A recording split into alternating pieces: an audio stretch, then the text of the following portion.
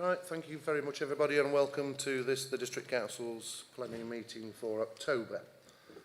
So anyway, I'll start off in the usual way. If you do hear the fire bells, do go out through the double doors, go down and congregate on the lowest car park. Okay, thank you very much. Anyway, swiftly moving on. Item 1, apologies and substitutes. Simon. Thank you, Chair. Apologies received from Councillors Robert Archer, Sue Ball, Graham Elliott and Colin Swindle. One nominated substitute is Councillor Paul Cruz. Thank you very much. Item 2, approval of the minutes of the previous meeting. I so move. Second. All those in favour, please show. Thank you very much. It's been carried. Item 3, interests. I am declaring an interest in the application for Darley Dale smelters. Item 5.4 is a pecuniary interest as a member of my family works for them. So I'll be removing myself from that item and Councillor Fitzgerald will be taking over. Okay, thank you very much. So moving swiftly on now then, applications for determination. The first application we've got is 5.1, application number 21/00302. It's a full application. Did have a site visit yesterday. This is for mixed tourism development, including the erection of 7-number glamping pods and 4-number log cabins with associated camping field at land south of Nottingham Road, Tansley, DE4 5FR. So anyway, I have one speaker on this. Mr. Richard Piggott, nice to see you again. And as you know, you have 5 minutes and I will let you know when there's 30 seconds left.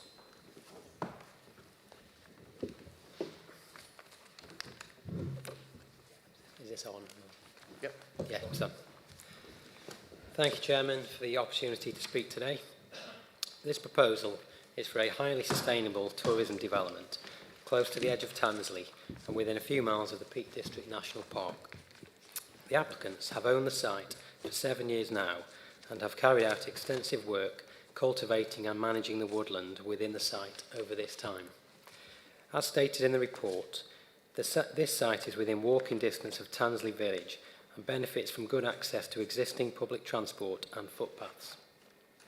Immediately adjacent to the site access, there are bus stops which provide regular bus services to the centres of Matlock and Alfreton.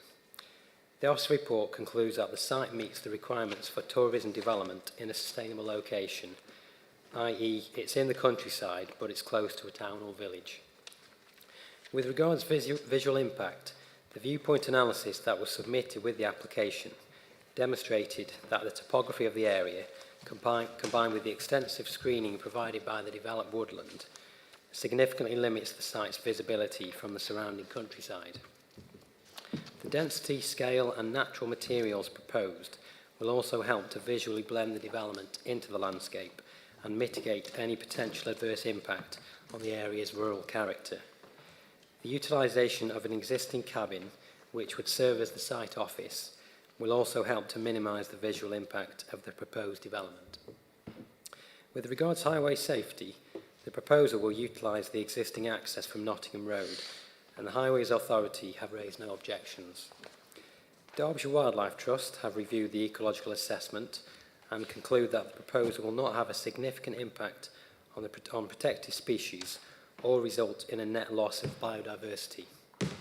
Similarly, the Trees and Landscape Officer had no objection to the proposals and considered that the woodland will be protected and managed, due to the proposal in part relying on the attractive appearance and wooded nature of the site for attracting future potential guests. We support the Council's green agenda and believe that the proposal represents a sustainable form of development.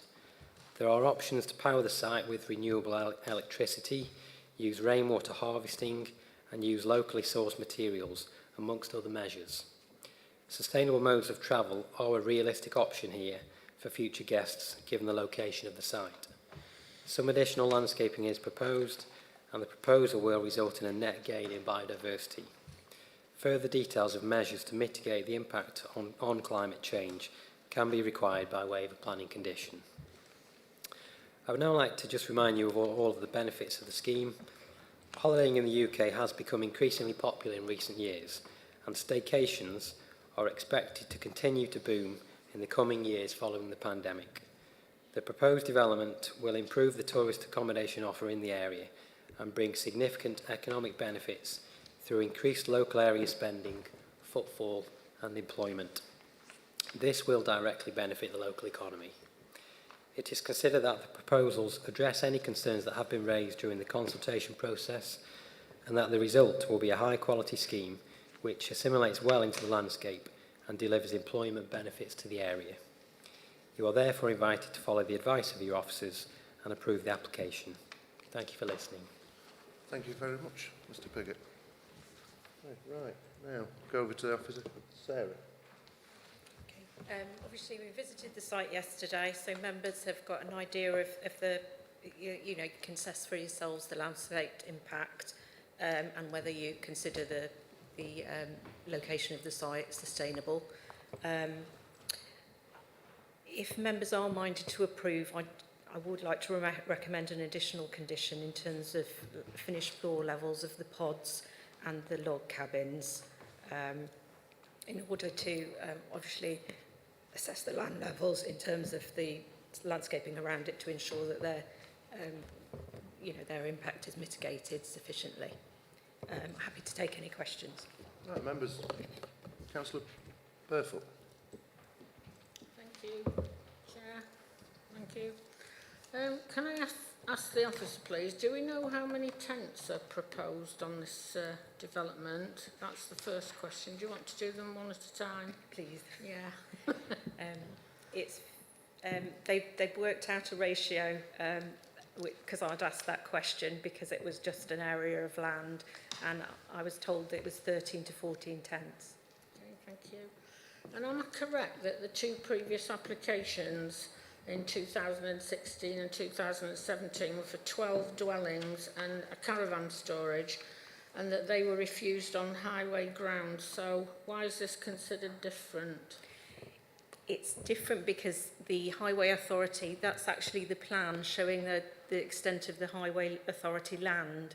They've now said to us that they own that, they own the land within the visibility display and therefore, you know, that sufficient visibility display can be achieved within that highway land.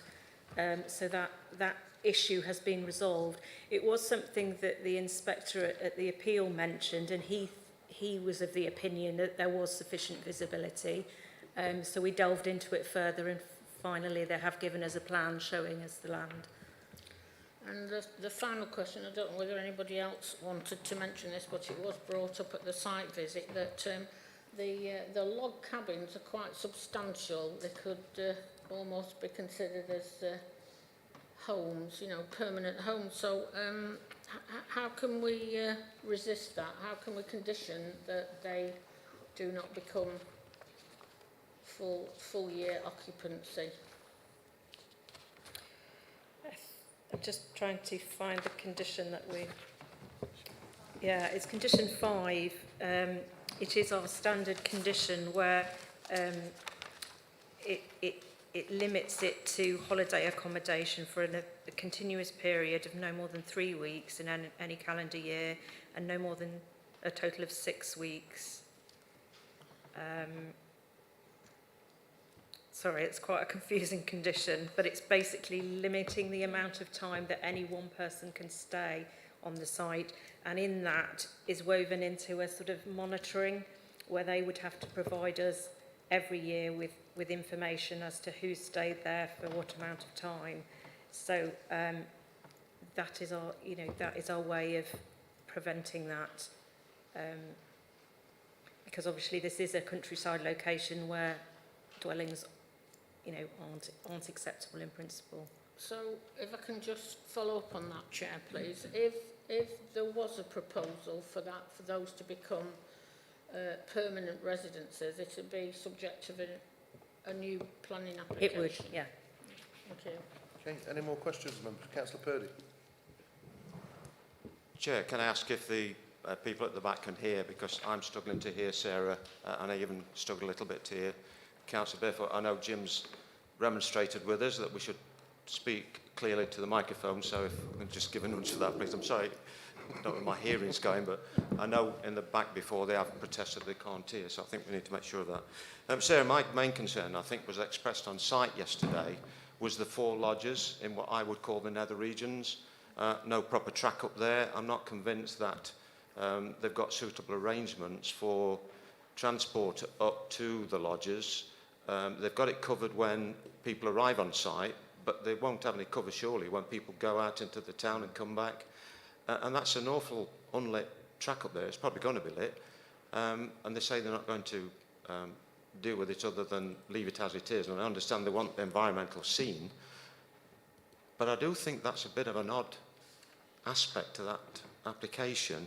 I just wonder if we can't dissect this application, I'm sure, so we've got to take it on merit. But I just want to add caution. I don't think that 4 lodge part of that estate is quite right. Okay, thank you. Any more questions, members? Councillor Button. Thank you. If we go back a couple of pictures, it looks like there may actually be something, possibly a hot tub, that picture there. Is that a hot tub on the bottom left-hand corner, do you think, on that? You know, it's not a diagram I've ever seen before. And do we have an energy statement for the supply of energy that we're going to be putting into hot tubs? Because that doesn't strike me as being terribly sustainable.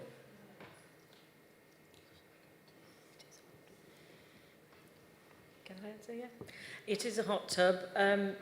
We talked to the applicant yesterday, didn't we, about her proposal, and she did suggest perhaps solar panels, etc., but that wasn't part of the application. If we felt it necessary, we could add a condition in terms of climate change and, you know, what we could get out of it in terms of energy consumption and limiting it.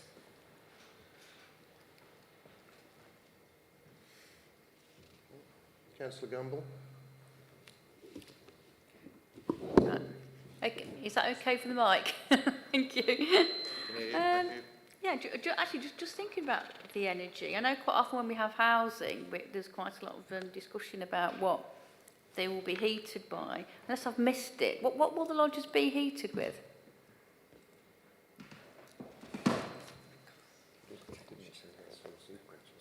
Yeah, she suggested a ground source or air source heat pumps yesterday, but there is nothing in the application. No, I just wondered if we could tie that down a little bit more as to what we are sort of our expectation of how it will be heated. It could be an additional condition where we make a request that those are used or considered, yes.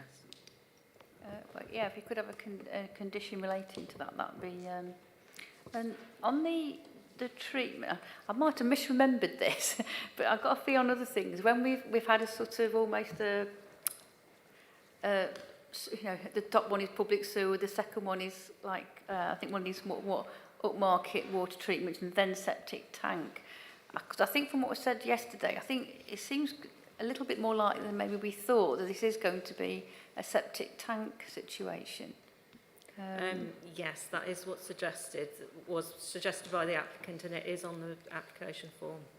Oh, right. So will this be more of one of the the sort of more upmarket ones rather than your standard septic tank, because I think I've seen before that is the second one down, isn't it? I've asked for.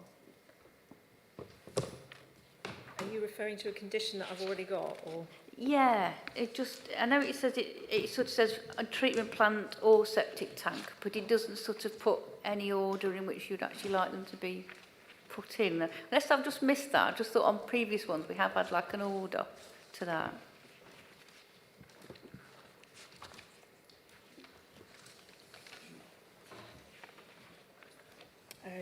It's the informative at the end, isn't it?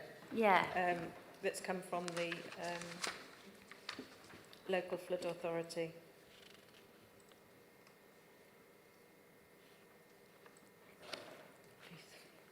Yeah, if I could just come in at that point, Councillor Campbell, just to try and put your mind at ease, really.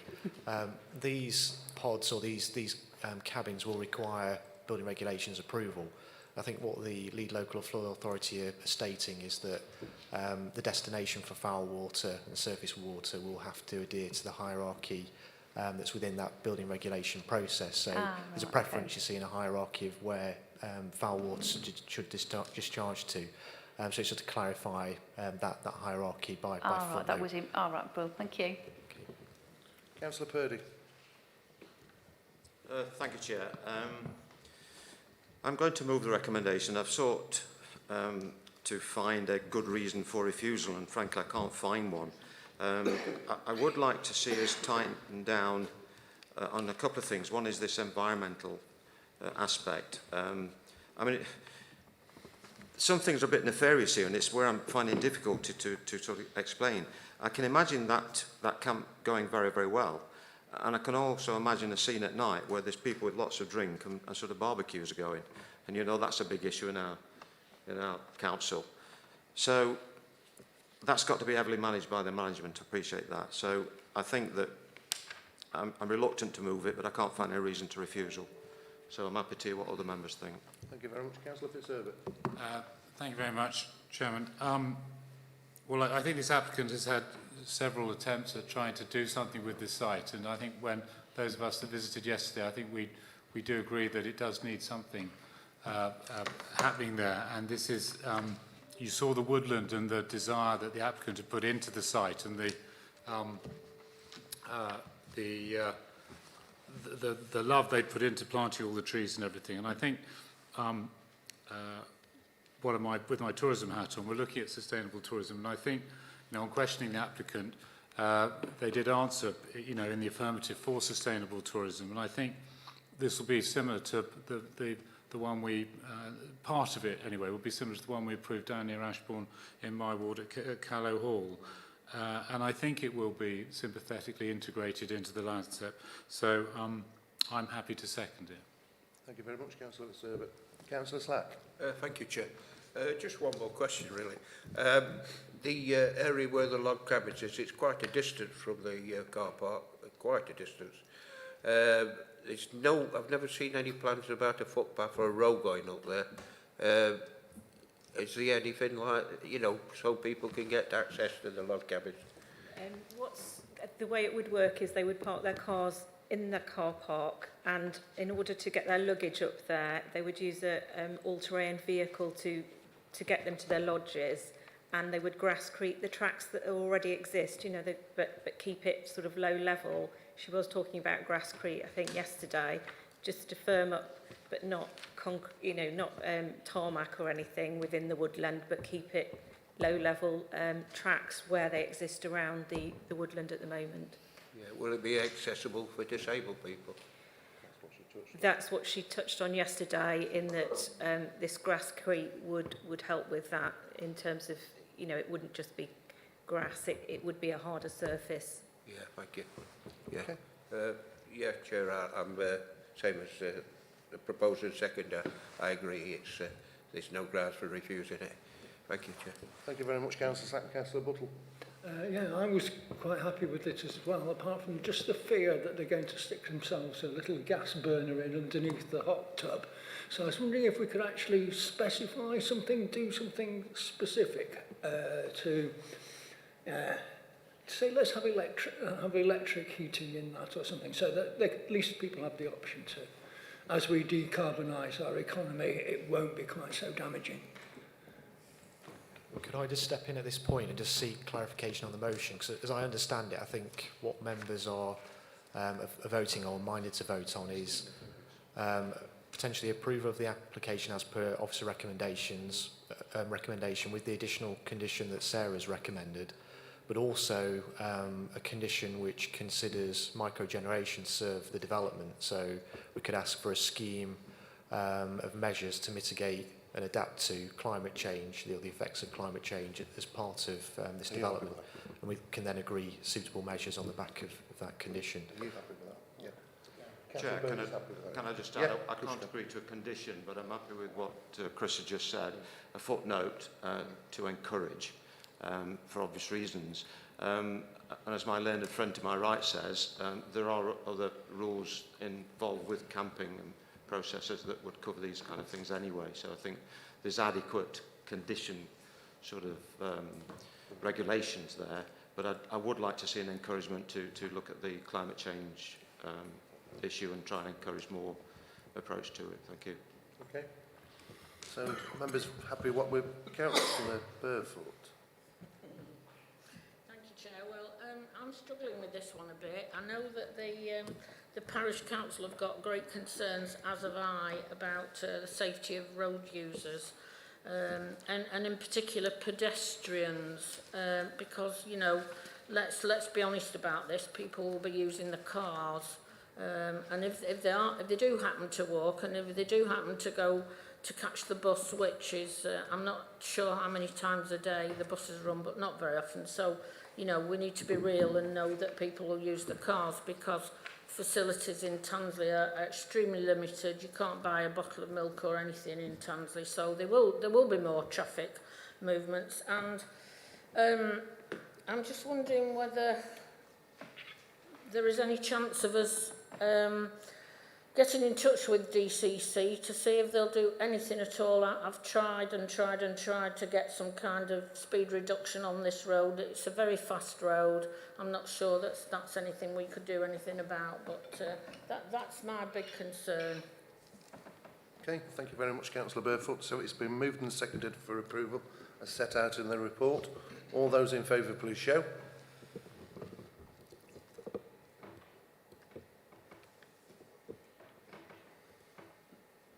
All those against? And abstentions? I just want to check I can't vote. No, you can't vote. So I was just checking. Okay, so that's been passed. Right, moving swiftly on. Item 5.2 on the agenda tonight. Application number 20/00871 full change of use of former public conveniences to brewery with associated storage B2 use class at public conveniences, Artist Corner, Dale Road, Matlock. Now we have one speaker on this, Mr. Stephen McKnight of Hollow Tree Brewing Company. You have 5 minutes, and I'll indicate when you've got 30 seconds left. Thank you, Chairman. Good evening, everyone. I'm Stephen McKnight, founder, along with my wife Amy, of Hollow Tree Brewing Co., a small-scale nano-brewery currently based in Wat Standwell. We've been in business for 2.5 years, brewing out of a small space within our home for this period. We sell at local markets within Derbyshire through our online shop and delivery service, and have also stocked in several Derbyshire beer shops. As we have started to grow, we have also outgrown our room in our home, and so are looking to move to a new premises. I'd like to address the few concerns raised by the residents we hope to become neighbours with. Whilst there is minimal noise and aroma produced, both are only created during a very small period of the brewing process, roughly an hour. The distance between the building and the homes is more than enough to not be affected, especially with the busy A6 between. In terms of deliveries and collections, these will only be done by myself using my car, and this wouldn't be a frequent event. There'll be no large vehicles such as lorries used for either deliveries or collections. At the site, due to the size of the brewing and the nature of brewing, wastage is minimal. Water is the main used ingredient, but this is recycled wherever possible. Other ingredients, once used, will be taken from site and recycled as we already do, leaving no waste on site or around the surrounding area. Security has been raised, and of course, with the brewery hoping to become our full-time livelihood, the security of our equipment, ingredients, and therefore the site itself is paramount. The required steps to ensure it is as secure as possible will be done, including CCTV and appropriate locks. The site has power and water, both at the level required in terms of supply, plus with its previous use as a public convenience, very adequate drainage. The repurpose of this building, although it might not immediately jump out as such, it very much suits a small-scale brewery. Finally, we very much plan to build in with our surroundings and be a part of the community. We are very much entwined with nature as a business, so leaving any sort of footprint is not part of our ethos. We hope that we have elevated the concerns raised in both these words and the submitted design and access statement, as well as the answers to the follow-up questions brought to us. We will always listen to and work with the residents should the planning be granted. We are a husband and wife run brewery who hope to take our business to the next step following our dream, and the granting of this change of use will allow us to do exactly that. Thank you for your time. Thank you very much. Very succinct.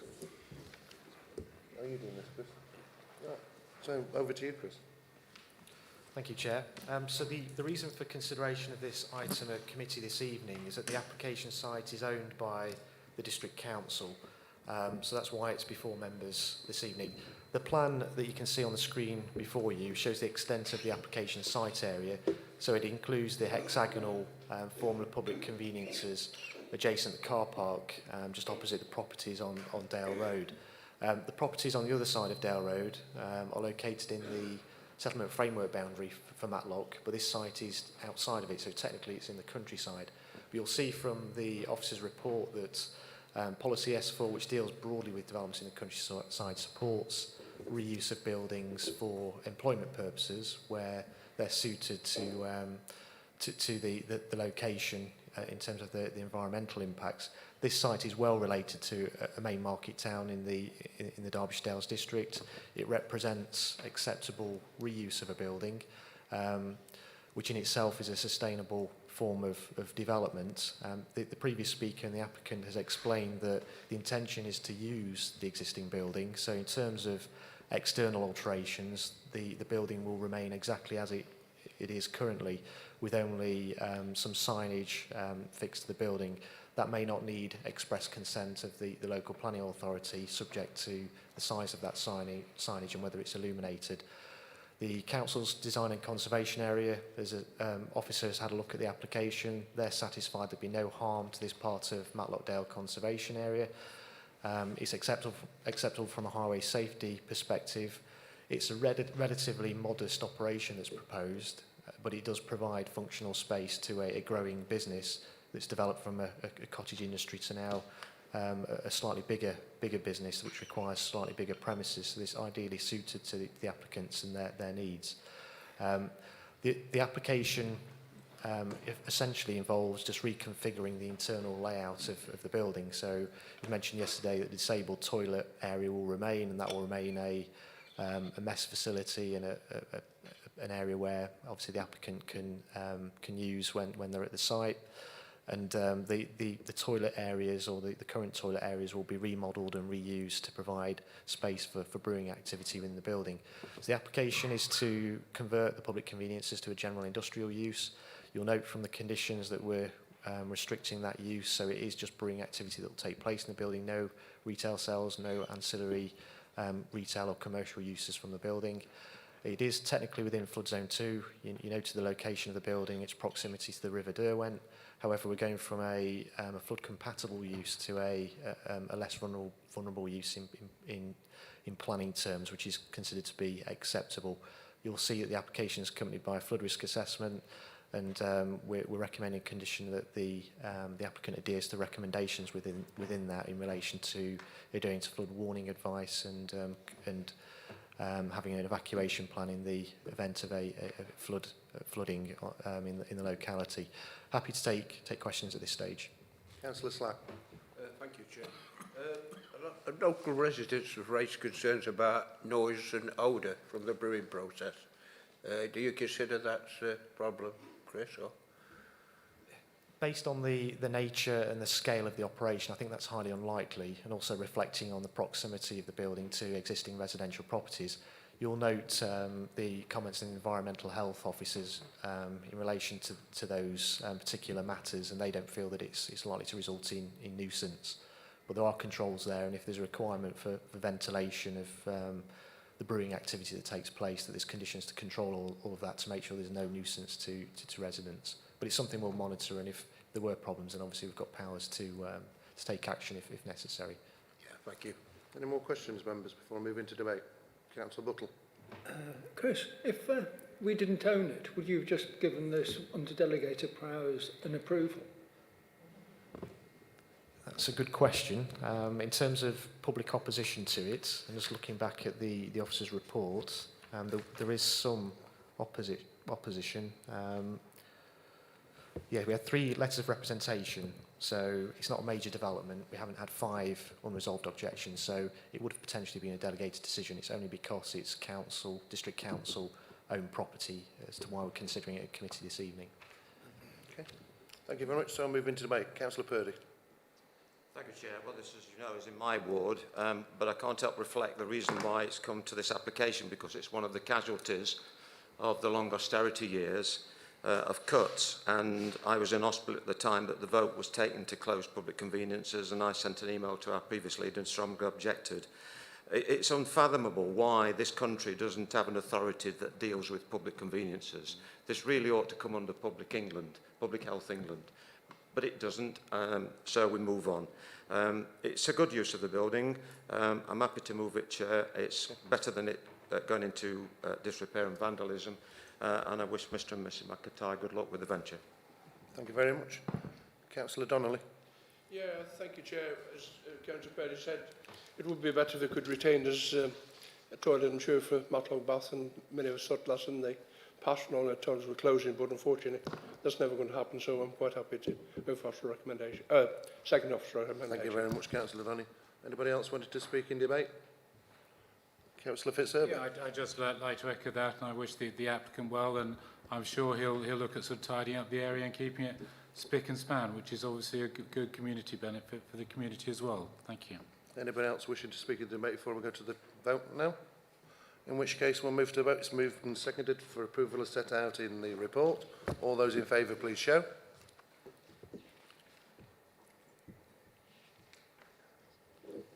All those against? And any abstentions? So I believe that's been carried unanimously. As you know, application 5.3 has been withdrawn, and I've declared an interest in 5.4, so I'll leave the room and hand you over to Councillor Fitzherbert. I'll just sit there, I think.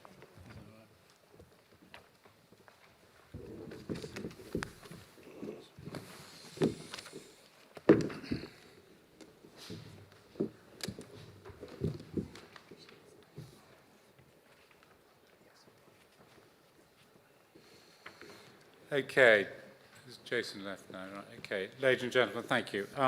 So we've got on this application 21/00500/full proposed extension to Seabay's building to accommodate relocated equipment, modifications to extensions previously approved under planning permission 18/00919 full at Darley Dale smelter, Oldfield Lane, Warren Carr. We've got several speakers here, and we've got, to start with, in order, please, Councillor Paul Morris, Stanton and Peak Parish Council to speak, please. So, Councillor Morris, you've got 3 minutes. I think you probably know the rules, and Kerry's going to kindly put on the timer. Thank you, Chair. This application to increase the building height of an already approved development falls within the 2017 Town and Country Planning legislation, which clearly states for modifications to existing development, planning authorities must take proper account of the cumulative effects of progressive development.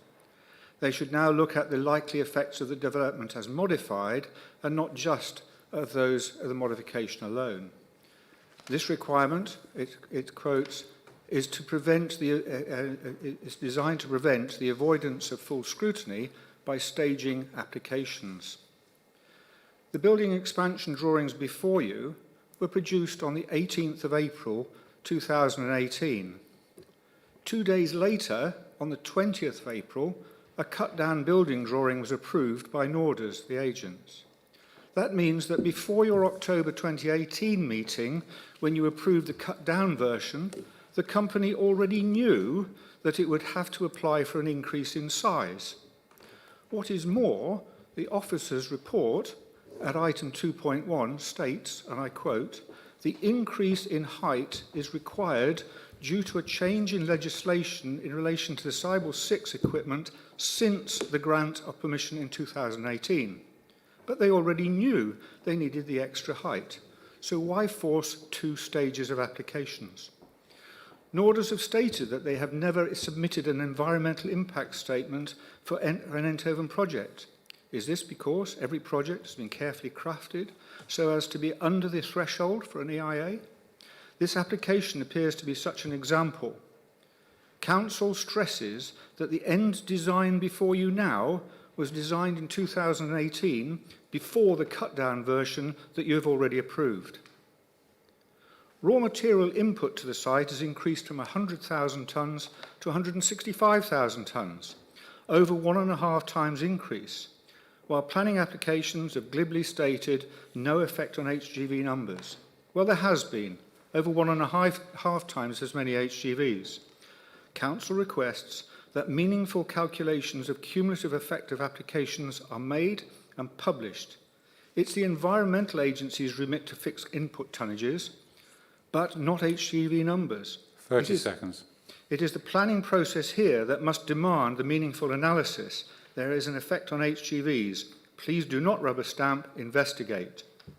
Council asks that at the very least your decision be delayed until a full public and transparent scrutiny of the company's planning applications and their cumulative effect on the local environment is carried out.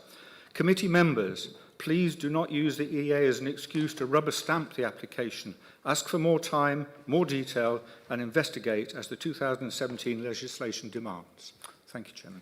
Thank you very much. And I gather now we've got a Ms. Fogg, is that correct?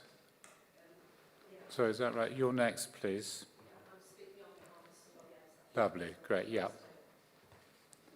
You're going to read out Mark Hopkinson's statement? I'm going to read out Mark Hopkinson's submission. Apologies, because I've only just been handed this. Oh, right, this okay. evening. Thank you. So I'll try and talk in a deeper voice to represent Mark. I object to the increase in height proposed in this application as it raises the eaves significantly over the existing screening, resulting in an unacceptable visual impact and very likely lead to increased noise from the site as the industrial machinery is now being mounted higher within the building.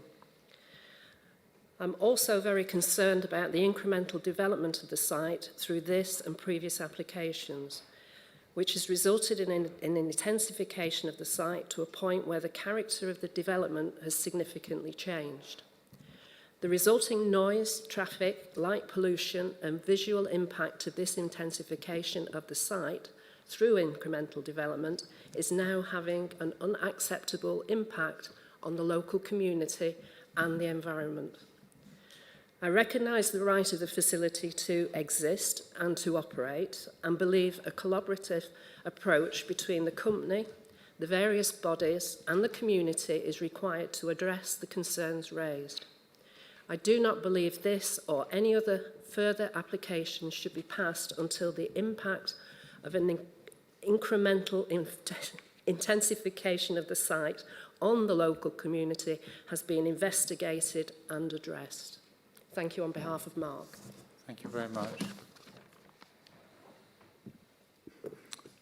And next on our list is Mrs. Rosalind Griffiths, please.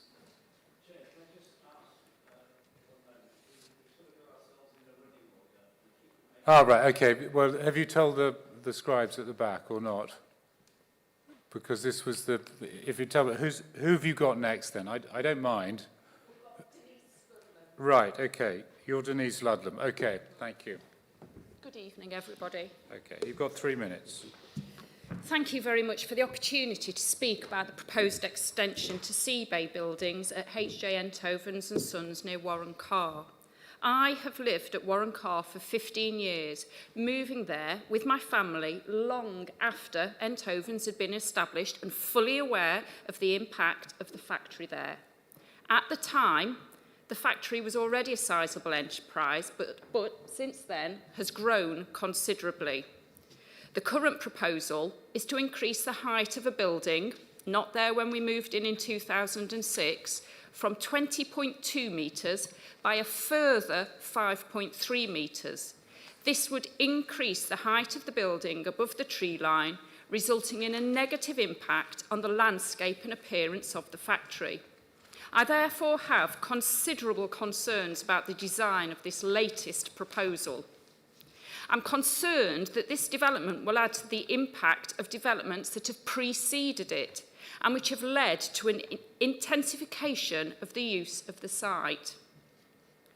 Over the years, there's been an incremental development of the site resulting in an increase in the processing of lead waste from 100,000 tonnes in 2006 to 130,000 tonnes in 2017 and to 165,000 tonnes more recently. Each planning decision has made a relatively small change over the years, but put together, the change has been substantial. I feel that among the consequences of this incremental development and intensification of the site, it's that the character of the development has changed. The impacts arising from this intensification are no longer acceptable. The constant noise, dust and light pollution at night are not acceptable.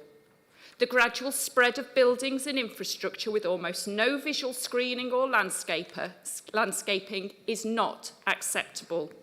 The number, size and frequency of HGVs on the narrow and windy roads in Darley Bridge causing infrastructure damage, congestion and a public safety hazard is not acceptable.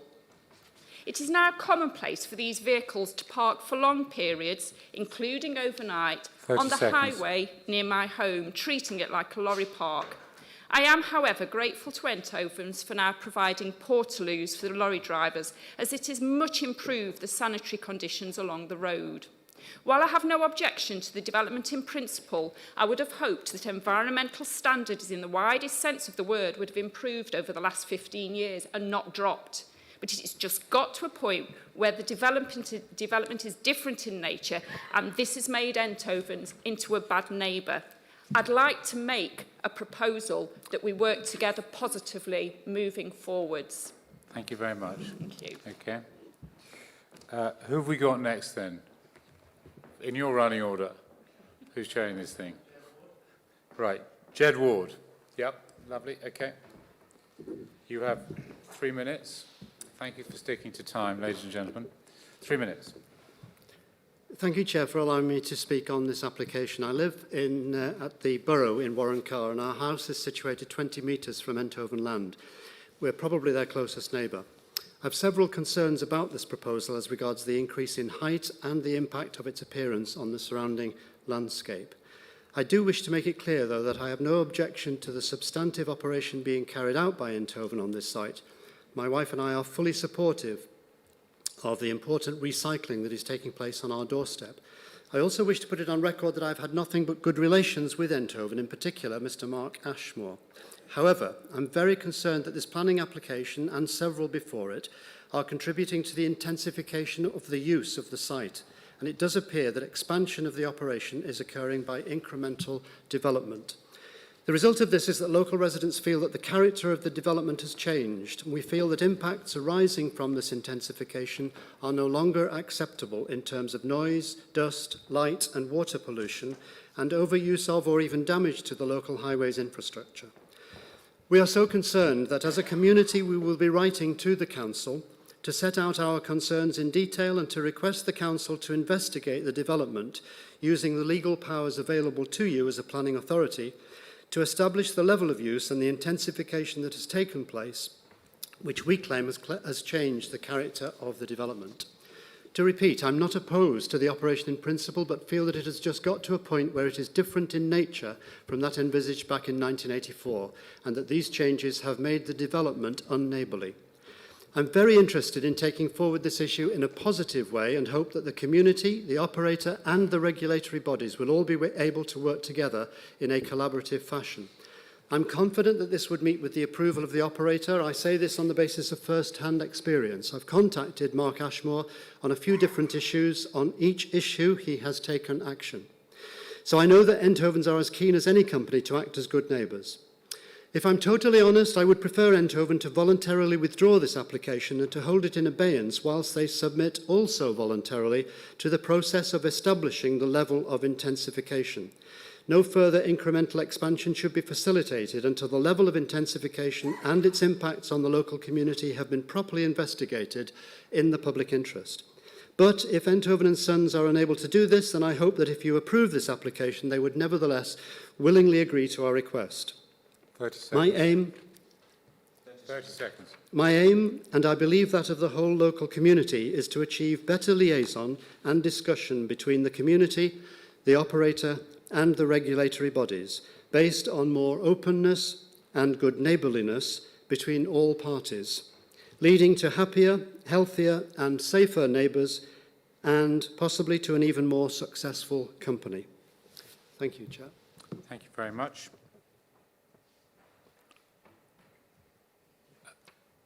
Mrs. Griffiths, right, you're next. Okay, thank you.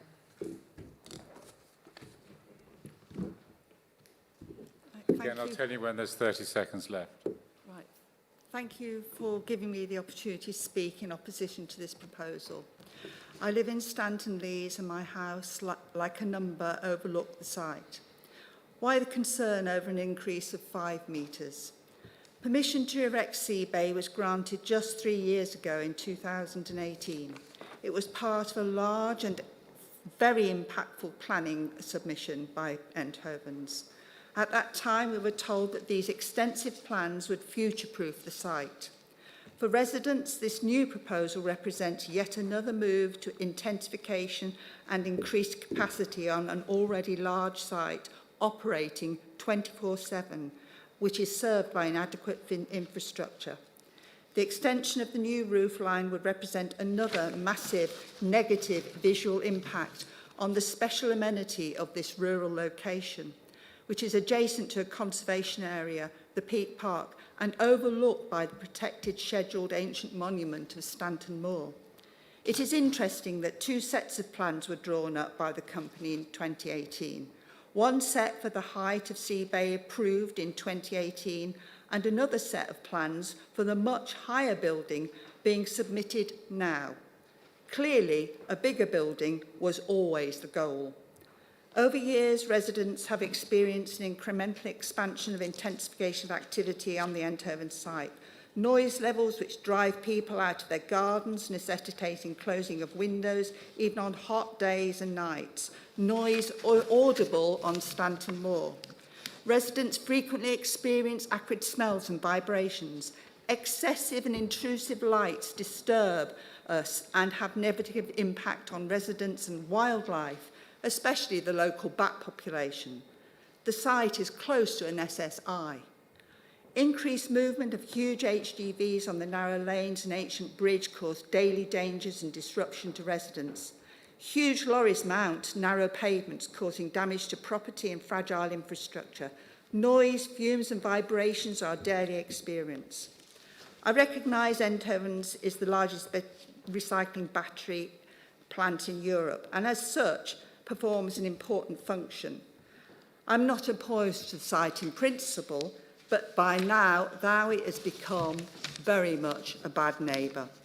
The character and intensity of the development has significantly changed over the 13 years I've lived in Stanton Lees. 30 seconds. And the levels of negative impact are no longer acceptable. I feel strongly that in the public interest, no further incremental expansion should be facilitated until the level of intensification and its impact on the local communities and environment have been properly investigated by all bodies. This is a Schedule 1 site, very important. Finally, there are various inconsistencies in the documentation concerning this application, which members should clarify and be clear about and understand before granting any further permissions. Thank you. Thank you very much.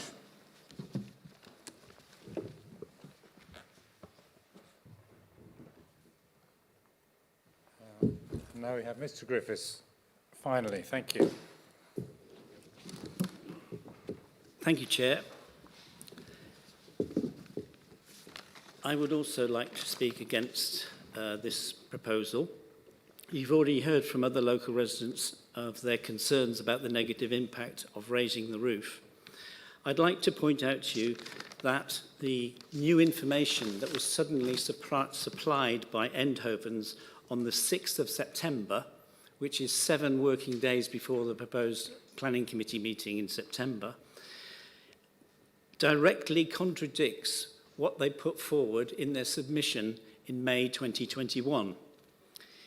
It contradicts in detail the design and access statements, which are I've taken out of the two documents. This is 2021, this is 2018.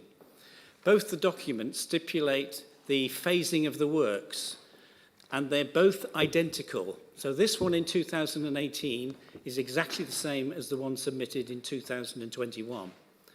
The very first item under phase 1.1 is installation of new Cybele 6 piece of equipment to meet European air quality regulations. That's what they're saying. The very first thing they did was to actually put the Cybele 6 machinery into the existing sea bay, not the extension, the existing sea bay. They had to do this because of the European IPPC, which is about emission limits to air, by June 2020. The legislation came out in 2016 from the European Commission, and it gave the Environment Agency 4 years. That's 4 years. This is a mammoth task. This is right across Europe. Every industry, agriculture, had to be ready to meet these emissions by June 2020.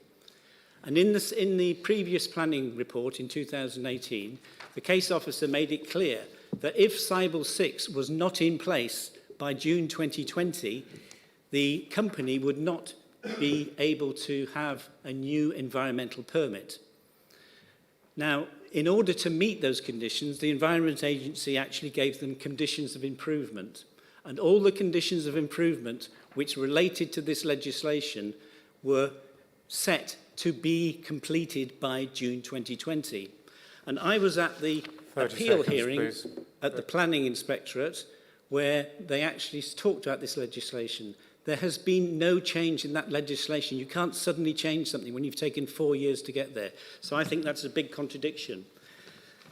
So Eindhovens are now saying, however, plans have changed and the unit shall be installed at a later point in the project, once the main structure has been completed. I feel this is unbelievable. Some of their early plans had this unit being installed first with the new building. If you could wrap up, please, Mr. Griffiths. Okay. 3 minutes. So, thank you, Chair, but you can see there's a massive inconsistency, and the demolition of A Bay is no longer a demolition. They're talking about an extra 3 to 5 years with increased investment. Right. Thank you very much. Thank I'm just you, trying Chair. to be fair to all the speakers tonight and on all the applications. Thank you. 6 very eloquent speakers. Thank you, ladies and gentlemen. I'll now pass on to the officers. Who's going to take it first? It's me, Chair, thank you. Okay, Chris. Thank you, Chair.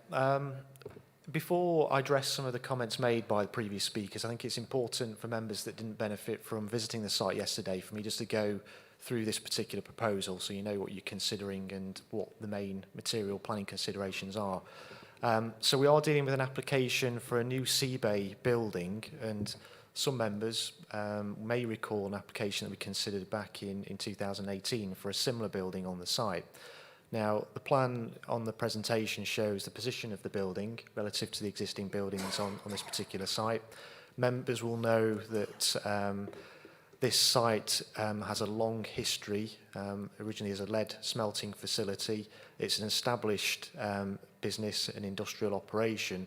In pure land use terms, it has a general industrial B2 use classification. So we're dealing with the building in red. You can see the extent of that building. The actual footprint of it isn't changing. I think the previous speakers have made it clear that what we're dealing with here is an increase in height of that building.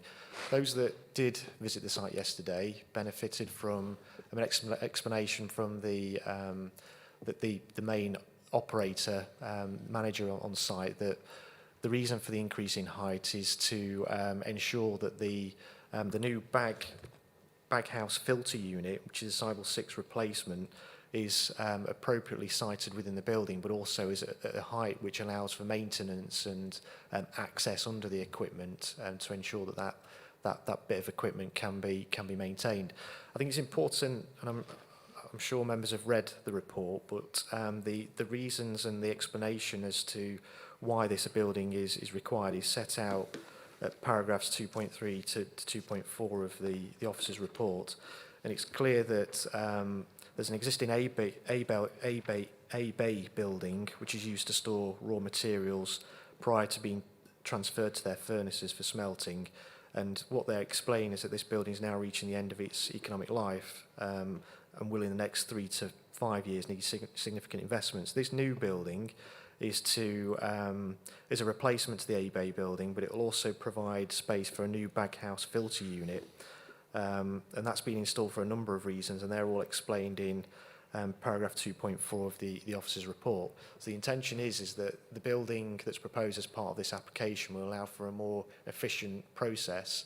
It will mean that there's not regular movement of materials and processes taking place from one building to another. It means that it can happen seamlessly within this purpose-built building. So there are some benefits associated with the application. I think just addressing some of the comments that have been made, I mean, just to be clear to members, the environmental impact assessment regulations, the original regulations came into force in 2011. The latest regulations are 2017. You'll see from the officer's report that we've set out the planning history of this site. It's operated as a general industrial site for many, many years. Over recent years, we have assessed applications and we have screened them where appropriate in terms of whether they constitute environmental impact assessment development, requiring an environmental statement. We have screened this application independently of the previous application, and we've used the matrix that the planning inspectorate used to assess all the criteria upon which you should assess these types of matters to ensure that there wouldn't be any significant effects on the environment.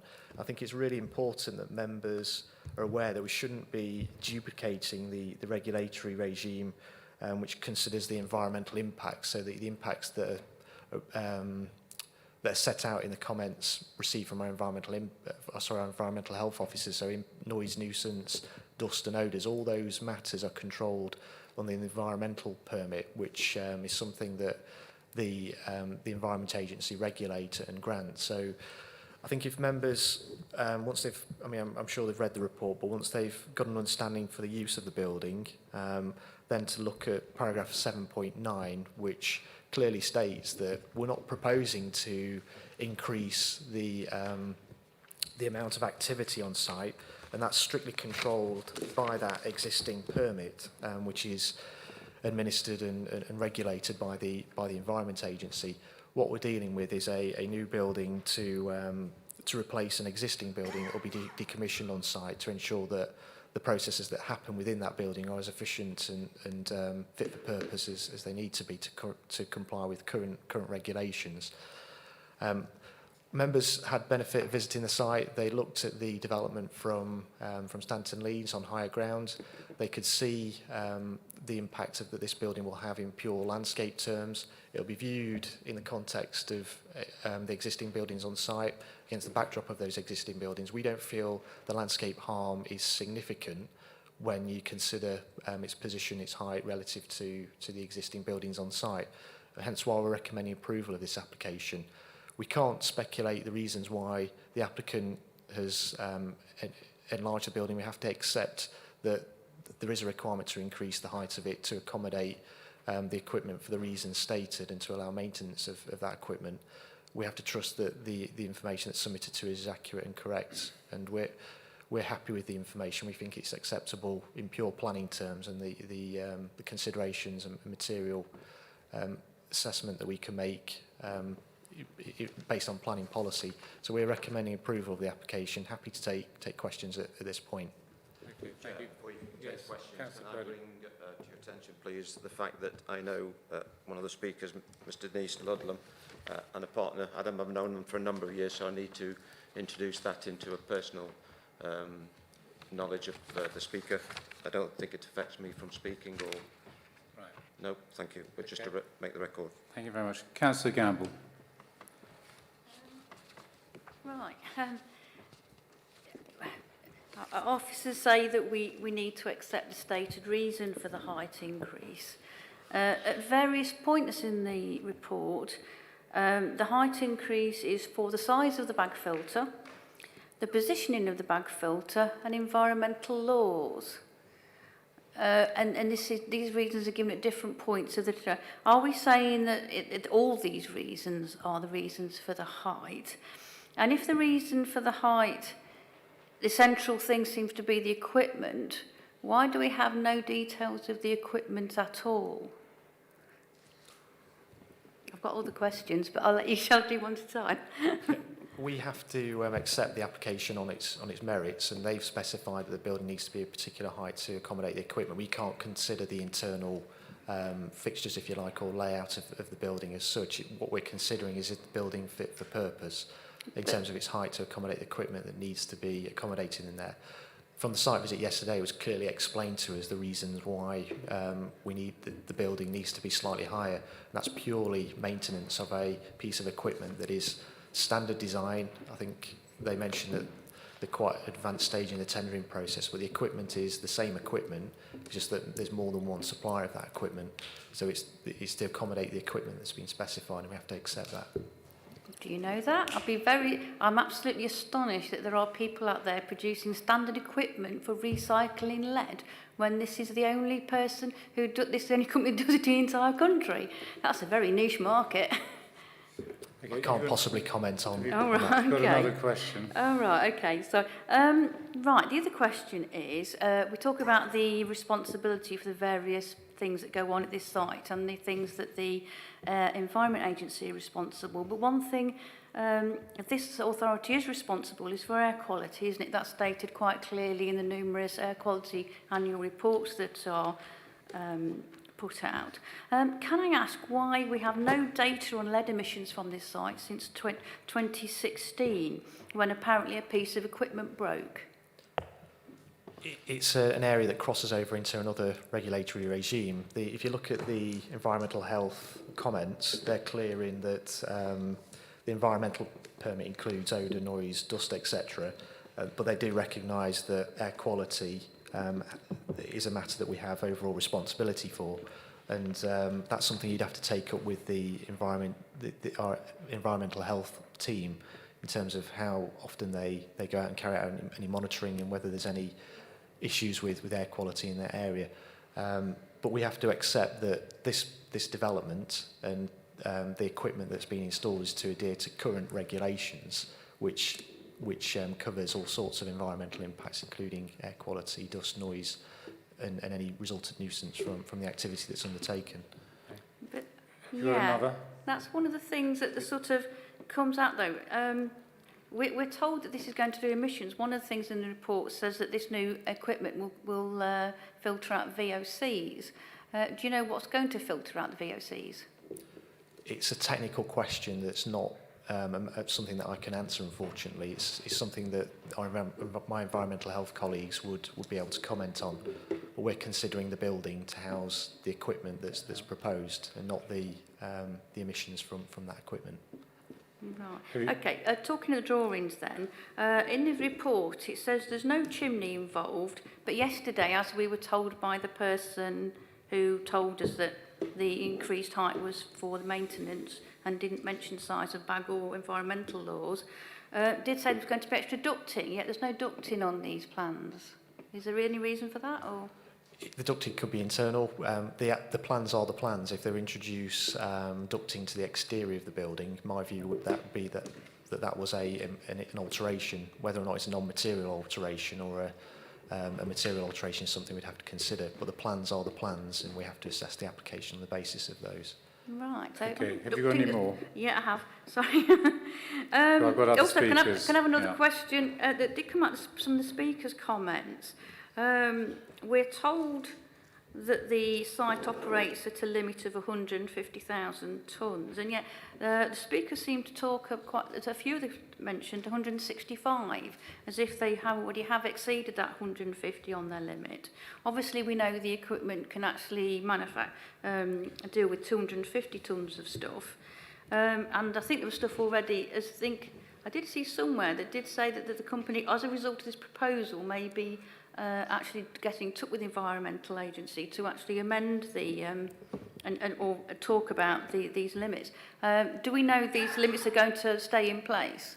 Just to be absolutely clear, we're not considering the activity and the tonnage that's permissible from this particular site. So that's something that's controlled under the licence and the permitting regime that the Environment Agency control. It's nothing that we're not considering that this evening. They'd have to operate within that existing permit. We're not granted, by approving this application, we're not agreeing to any additional capacity. That's something that's controlled under a different regulatory regime. Okay, Councillor Gamble, All right, have you got any more? Because another one. The report says that I think this new thing will be coloured in grey, as in the rest of the site. Of course, obviously, some of the site is grey, and as we know from the enforcement report, some of the site is off-white. It definitely will be in grey, will it? It will be grey, and as part of that existing enforcement case, there's agreement that's been reached in terms of the finish of the other buildings, because they were incorrectly finished the wrong colour, but all the buildings on site should be battleship grey colour. Can I just ask me the question really about obviously a lot of the people who spoke brought about why this haven't been looked at as an incremental change and also assessed as an environmental under the environmental assessment. Because I'm struggling to know.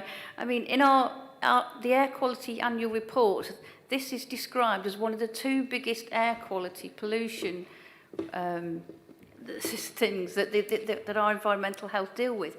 How does that not come under an environmental assessment?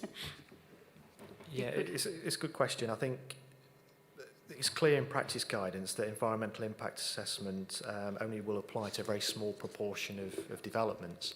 I think what you've got to appreciate here is that you've got an existing industrial operation, an activity that's taking place, and you're having a purpose-built building erected to replace a building that's not fit for purpose and is going to be decommissioned to ensure a more efficient and compliant activity. So I think in environmental terms, the effects on the environment are, you could even argue, reduced, but they're certainly not at a level to require environmental impact assessment.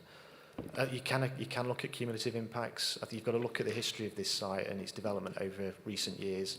We've only dealt with a very small number of applications that are related specifically to buildings within which industrial processes are undertaken, and we're satisfied that none of the developments that we've looked at, it doesn't mean that we won't assess the cumulative impacts going forward, but none of the developments we've looked at constitute environmental impact assessment development. Can I ask just what would can they I, can actually you need? Just One more. This is it. This is number 8. Yeah, I've been counting. What would trigger the threshold for this site? So it's not something I can answer here. You'd have to look at the matrix, and you'd have to look at the development that was proposed and what activities was being taking place within the building. The threshold, the screening threshold, is quite. You'd have to look at that in terms of the size of the building, and look at the cumulative impacts of that and other buildings within which industrial activity takes place in coming to that judgment. Okay. Hey, Councillor Burford. Thank you, Chair. Can you bring the mic nearer to you? I thought I normally shouted, but anyway. No, we love to hear you. Sure you do. Can I say, first of all, I think it's really unfortunate that we haven't got anybody here from the environmental health team to answer these questions for which we as a district council do have responsibility, mainly air quality. I don't know why that is, but anyway, a few questions. So the site is highly visible from the Peak Park, and one of the aims of our own local plan is to protect the national park. So why is there no report from them? We've had them before. In fact, at the last planning meeting, we had one about quite a sort of minor campsite, and they made a report then. They were worried about things then. Why haven't they? Why isn't there a report from them on this one?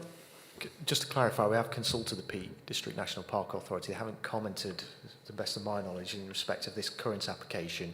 But as mentioned at the beginning of the presentation on this item, the building that's proposed is within the confines of a large and sprawling industrial site surrounded by buildings of similar size and scale. The landscape impact isn't significant in my view. And I'm assuming lack of comment from the Peak District National Park Authorities. I'm assuming that's their opinion also. But they have had opportunities to comment on the application. Disappointing. Now this is probably a technical question. And, you know, I'm not expecting planners to be technical experts on this sort of application. But how do the plans deviate from the original plans? South Darley Parish Council, if I'm looking at the report, say that they deviate substantially from the original plans. Can you actually explain what, I mean, do you consider them to be substantial deviations? Just to clarify, so the footprint of the building remains the same. If you look at the presentation at the moment, you can see the building that's proposed, and if I go back a slide, you can see the building as originally approved. So we are dealing with an increase in height, and those increases are specified in the officer's report, but you can see it visually on the plan that's on the presentation. So I've just got two more. Okay. It talks in the report about a new bag filter that's proposed to ensure that the site is fit for purpose and complies with European air quality regulations. So does that mean that the present filter isn't adequate? I can't comment on that, but the operation of the site is obviously regulated by both the Environment Agency, but we do have a role in air quality management, and it would have to meet current regulations, I'd have thought, for the building and the use to operate lawfully. But I can't comment on that. And the final one, if I may. I understand that there used to be a partnership approach, which I think one of the speakers spoke about, involving parish councils, ourselves as the district council, the Environment Agency as the regulator, and the company itself and Derbyshire County Council. Does this partnership still meet and discuss issues such as what we're looking at tonight? I'm quite concerned, really. I mean, I'll probably go on to say that later, that, you know, I don't expect the planners to be technical experts, but we just don't, you know, we haven't got Enthovens here. They haven't been bothered to appear, have they? No, Enthovens still hold regular meetings with local residents and the district council. And I believe there was a meeting yesterday. Well, I believe there was a meeting yesterday that involved certainly council officers, because council officers attended that meeting, and I believe there was a representative of the parish council there as well. Anyway, we can Councillor Purdy. Thank you, Chair. Well, how many times do we come to a planning committee meeting with a thought what we might decide on, and then we hear something at the planning meeting and it makes you sit up? So I'm concerned very much tonight from what I've heard from the speakers, especially from Mr. Griffith.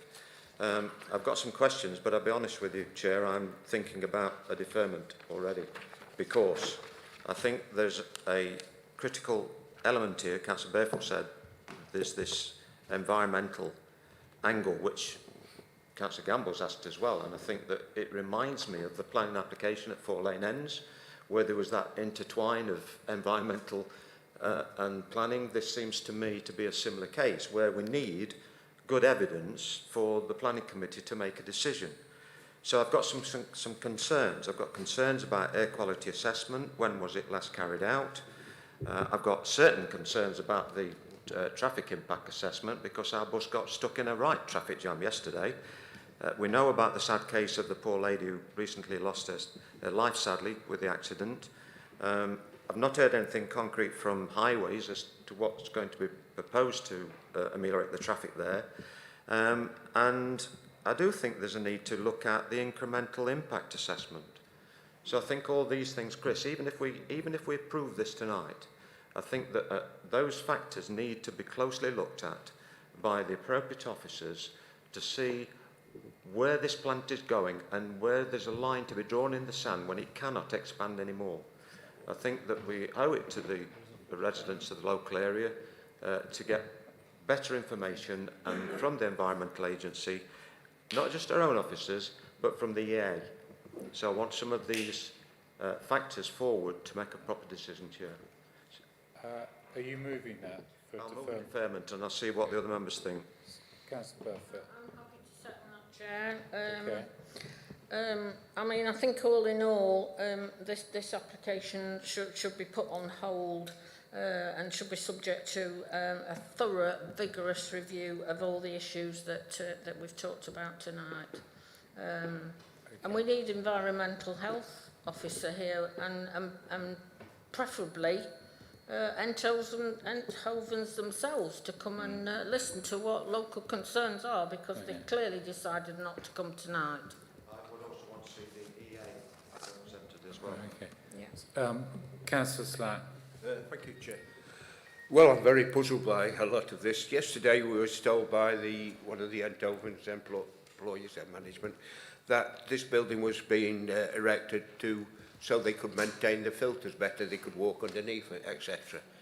But back in 18, they should have known about this back in 18. It's amazing that they hadn't done any forward planning on this, and they should have had all this in position by 3 years ago. So there's so many holes here.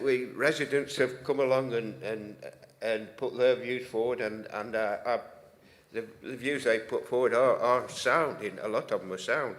For instance, why do they want to have a bigger building? It's not just for going under to maintain it. This is to probably in future production will be increased and they'll have to put more filters in.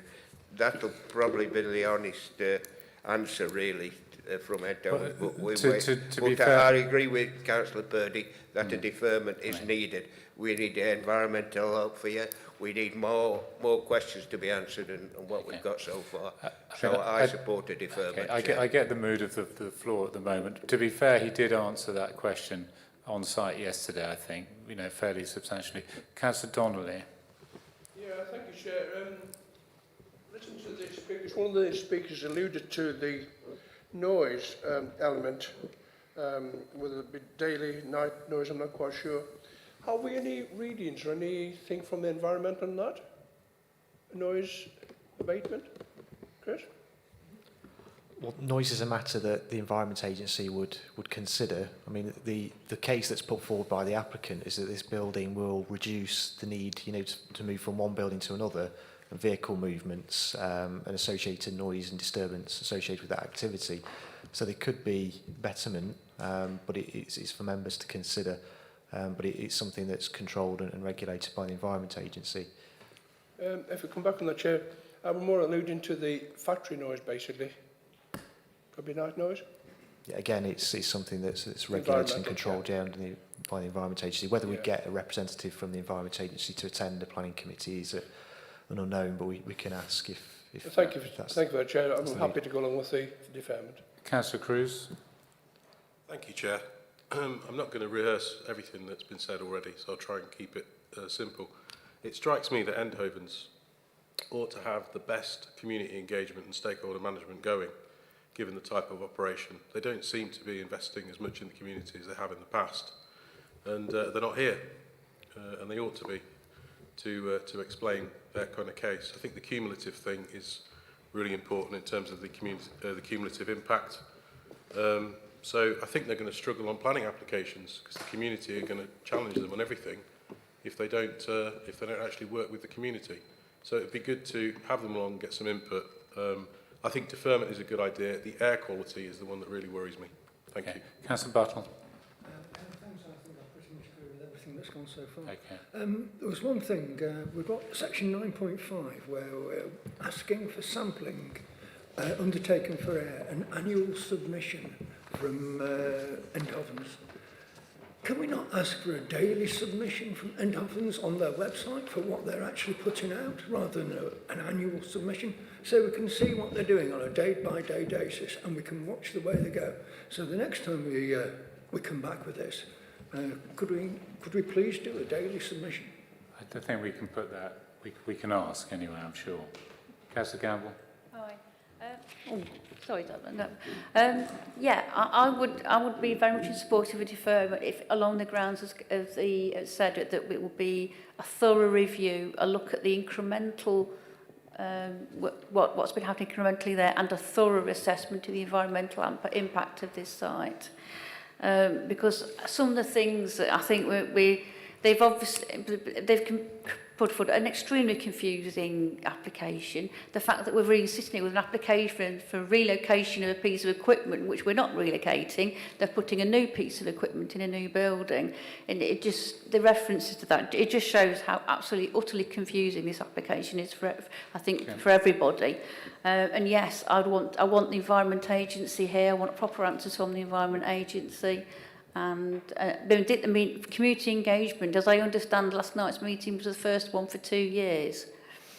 And on the day before a planning application. I think that says something about community engagement. Okay. Chris, are we happy with the wording on the deferment? Yeah, just to clarify, so we're looking at deferment to seek clarification on the environmental impacts. I think a number of matters have been raised, so the air quality aspect of it. Councillor Donnelly mentioned noise, nuisance, and I think it's just a comprehensive picture. I think it's what you're wanting in terms of the existing operation and... I think it's Councillor Purdy's motion. Yeah. Okay, so, what I was asking for, please. So it's an air quality assessment. Just bear with me. I'm not used to wearing glasses. Can't get into the habit yet. Including traffic fumes. So it's both impact from Enthovens and the traffic. An HGV oblique traffic impact assessment. I need to know about the incremental growth impact assessment in as much when do we draw the line in the sand when this building has had too much added to it. And in that regard, it should reveal what the detrimental impact is to the local community. Thank you. Could I just come back on that? Yes, I think we're legitimate in asking for clarification on some of the environmental impacts. I think because we're not the regulatory authority for the amount of tonnage and the activity that can take place within the building itself, I don't think we can ask for a transport or an impact assessment which deals with the traffic movements to and from the site, because we don't control the amount of tonnage of material that's processed at that particular site. So I think it's beyond the remit of the planning authority. But I think we can certainly seek clarification on a comprehensive picture of likely environmental impacts arising from the existing operation and the operation going forward with this new building.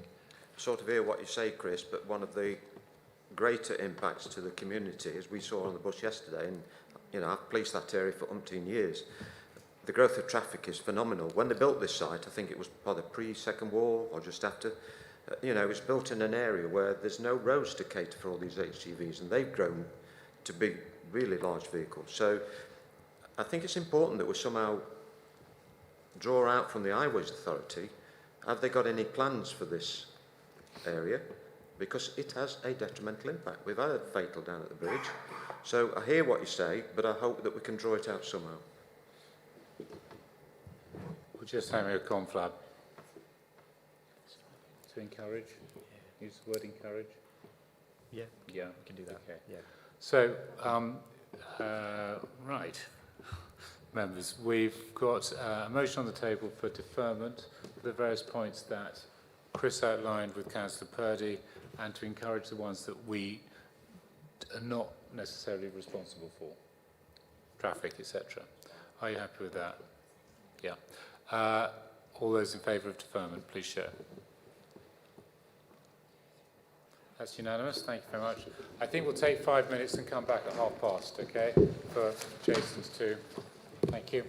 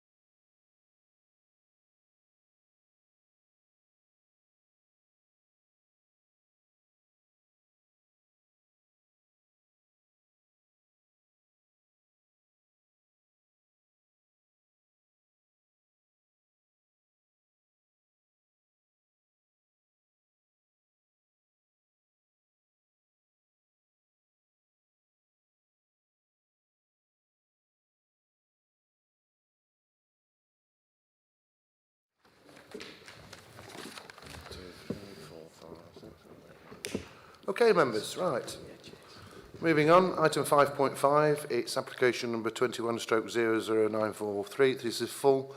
It's plot number 3 at Pump Close, Starkholmes, Matlock, erection of dwellings.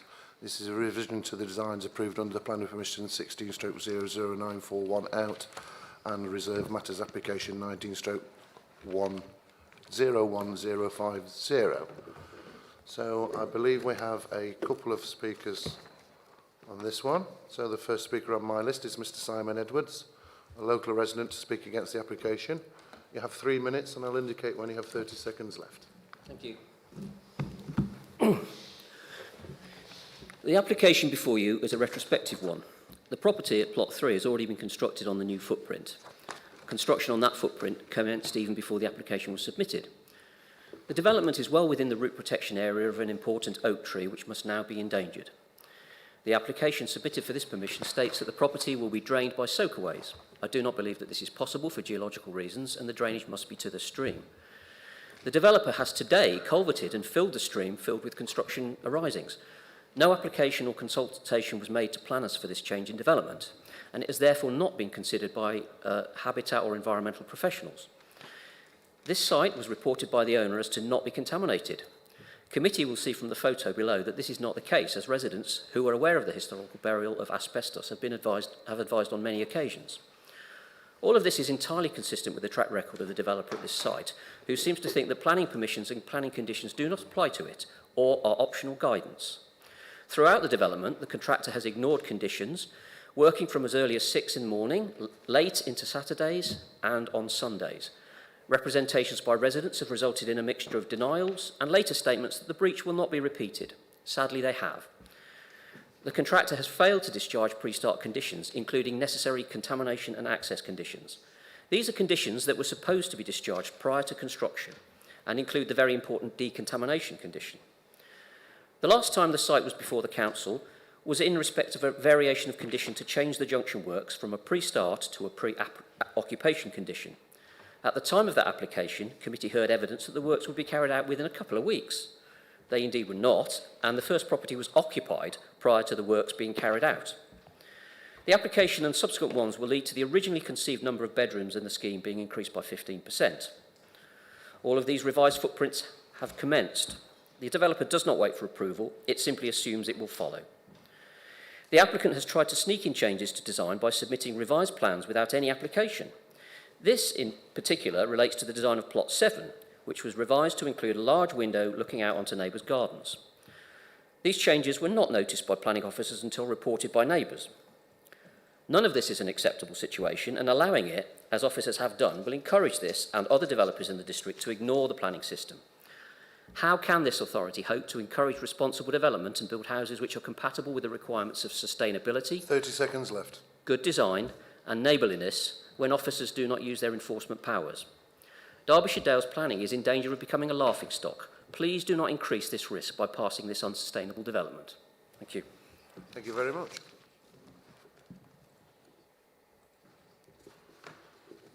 The next speaker on my list is Mr. Andrew Stock. And last time you were here, I said goodbye to you from the authority and hello in your new job, so they're getting you to work pretty much straight away. So anyway, I think you know you've got 5 minutes, Andrew, and I'll give you 30 seconds. Yeah, thank you very much. Yeah, thank you, Chairman, for the opportunity to speak this evening. The principal residential development of up to 9 dwellings has already been accepted by the Council following the approval of outline planning permission. Our client has decided, however, to build a lower density development of 7 bungalows, which was approved through a reserve matters application previously determined by members of this planning committee. I commend the officer within her report, which makes clear that the application relates to the consideration of only very modest alterations to a single plot, in this case plot 3.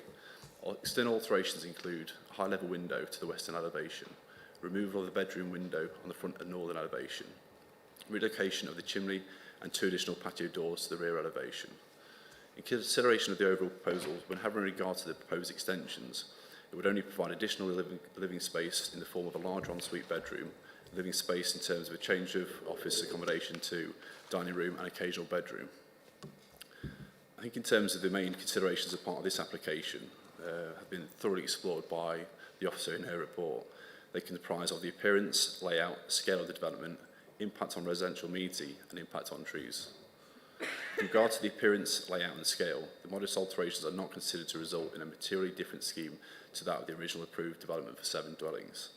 The alterations are in keeping with the overall design concept of the wider development and therefore not considered to be out of keeping with the character and appearance of this part of Starkholmes. It is considered that careful consideration of the overall fenestration has been given to minimise any impact on the occupants of neighbouring properties, with the inclusion of high-level windows, reconfiguration of windows on more prominent elevations. As such, the revised proposal is therefore not considered to result in any significant loss of amenity or privacy for the occupants of the adjoining properties.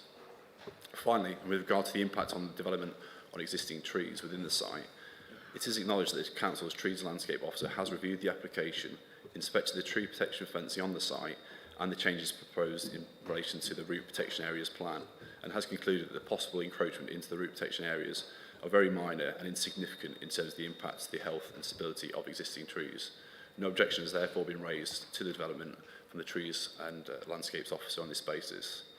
The concerns of the residents are noted, however, there are no logical reasons to refuse this application given previous permissions on this site, which establishes the principle of residential development. I therefore invite you to follow the advice of your officers and improve the application. Thank you very much for listening. Thank you very much, Andrew. There is some late representation on this, members, so if you just want to take a minute to read through that, and then we'll start the presentation.